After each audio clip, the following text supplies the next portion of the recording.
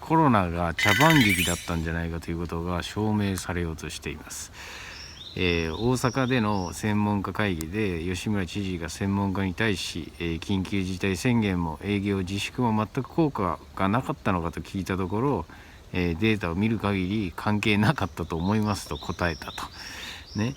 経済を止めても新型コロナは止まることはないので経済を止める必要はないと。なぜピークアウトしたのかは緊急事態宣言後の自粛によるものではなく、多くは飲み会、カラオケ、夜の街の自粛ではないかと思われると発表したと。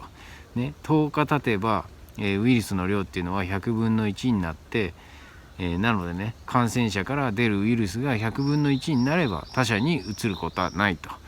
ウイルスを完全になくすというよりはウイルスの感染が成立しない量になれば十分じゃないかと言われました。この動画については結構今ツイッターで出回ってんだけど、結構消されちゃうみたいな話を聞くんで、URL 概要欄に貼っておくので早めに見てみてください。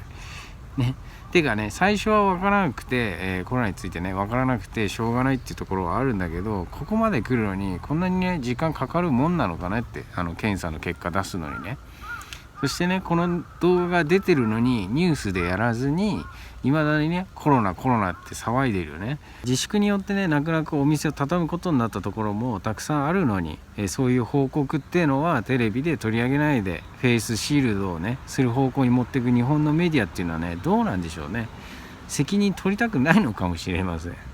日本のメディアかなり重症かと思います。でもこれはニートおじさんの個人的見解だから気にしないでください。そしてここからはニートおじさんのさらにぶっ飛んだ妄想になります。鵜呑みにしないで後でちゃんと自分で調べて答えを見つけてください。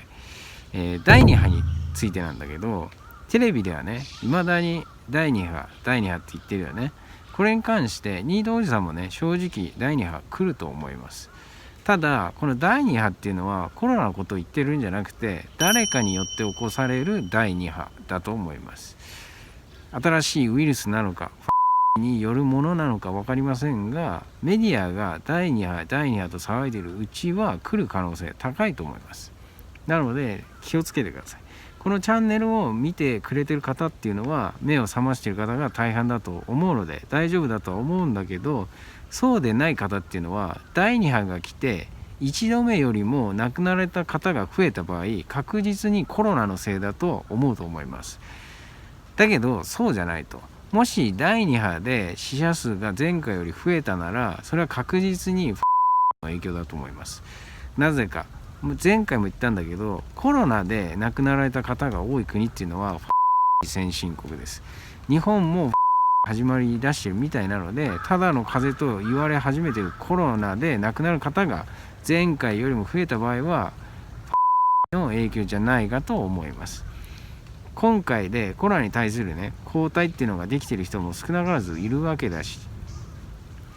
あとこれ車に基地局と通信できるガラス一体型アンテナなんてもんができたみたいなんですよ。移動式電波塔みたいな役割を果たすのか何なのかちょっとわからないんだけど、どっちみちこれがたくさんの車についたら確実にアウトだと思います。だから本当気をつけていかなきゃダメだと思います。ちなみにについて、こんなもんがあったので載せておきます。これ見てどう思うかな。日本の犯行率ちょっと見てください。この数字見てわかると思うけど、日本は本当にやばい状態です。対策ほぼなしで抵抗もほぼなしこれ悲惨だよねただこれが日本の現状です。だけど最近の危険性について気づいた人っていうのがちょっとずつ増え始めてるので、気づいた人から声を上げていけば止められる可能性っていうのはまだ十分あると思います。なので引き続きみんなで声を上げていきましょう。でここからは全くまた別の話になっちゃうんだけど、最近話した世界緊急放送システムについて、前回の時は視聴者さんからのコメントで邪魔されて失敗しましたよっていうのを教えていただいたんだけど、それがまた近々起きるみたいな話が出てきました。今日か明日6月14日にトランプ大統領の誕生日っていうのがあるんだけど、それに合わせて世界同時テロ予告なんて物騒な話が出てきてます。これについては本当に起こるかどうかわからないんだけど、都庁、レインボーブリッジ、海ほたる、地下鉄なんかが危険みたいな話があります。最近ね、爆破予告とかも多いし、気をつけるにね、越したことはないと思います。6月14日、今日なんだけどは近寄らない方が無難かもしれません。ただね、ちょっと疑問に思うことがあって、テレビでは爆破予告がありましたって放送した後、その後どうなったのか全く触れないのはどういうことなのかねって。何も起きなかったら不倫の方が大事なのかねって。不倫よりもそっちの方がニートおじさんは大切だと思うんだけど、よくわからないよね。その話については置いといて、トランプ大統領の誕生日の次の日にね、ネセラとゲセラが起こるなんて話もあります。ネセラとゲセラに関してなんだけど、これまたね、視聴者さんからすでに始まりだしてるみたいなコメントをいただきました。大量逮捕も実は始まってるような話も聞くので、全然ありえますよね。てかね、起きてくださいね。ネセラとゲセラ、お願いしますね。あとね、ニートおじさんはトランプ大統領のツイッターフォローしてるんだけど、最近ね、レッドピルを飲めとか、間もなく解き離れようとしていることをアノンたちは理解してる的なツイートをしたんだよね。レッドピルを飲めっていうのは最近イーロン・マスクも、ツイートしたんだよね。てかね、びっくりしたのはトランプ大統領もマトリックス見てたんだねっていうね、衝撃の事実が分かったってことね。これは何かを多分匂わせているよね。自分の誕生日のことを言ってんのかもしれないけど、ちょっと期待しちゃうよね。それが、どうなるかわからないけど、11月の大統領選に向けて確実にね、何かあるとニートおじさんは思ってます。それがいいことなのかどうなのかわからない。そしてね、日本人に関係するのかもわからないんだけど、今後の情勢っていうのはね、引き続き見守っていきたいと思います。最後に、この動画が面白いと思ってくれた方はチャンネル登録とグッドボタンよろしくお願いします。コメントくれた方も本当ありがとうございます。そういう貴重なコメントすごい助かります。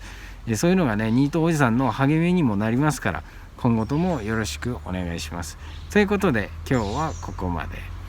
バイバイ。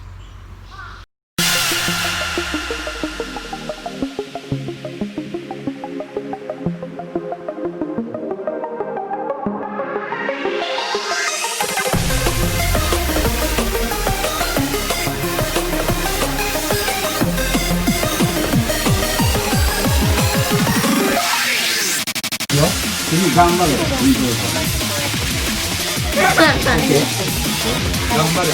頑張れ。はい。せーの。頑張れニートおじさん。せーの。笑ってニートおじさん。うわ